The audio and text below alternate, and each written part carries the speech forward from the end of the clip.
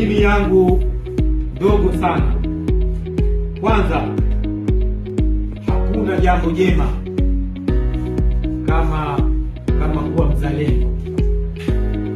Yaani kama hauko mzalendo, hakuna kitu chochote kitacholetwa kwako ukakiona cha maana, kinachohusu Suza, kinachohusu Zanzibar, kinachohusu Tanzania.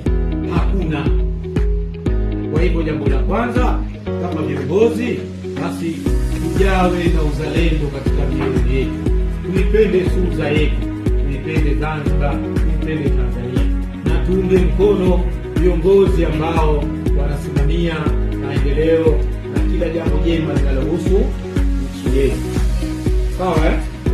Kwa hivyo uzalendo unaendana na umoja, mshikamano, mashirikiano, upendo. Hizo ndio nguzo zinazotupeleka. Kwa hivyo pamoja na yote, tujifunze. Kama mtu mpaka leo hapo ulipo kwa kiongozi lakini si mzalendo, maana kitajwa Zanzibar wewe ufurahi, akitajwa Dr. Mwinyi unasema mate, wewe hufai kuwepo katika serikali hii. Yale hupaswi kuwepo katika serikali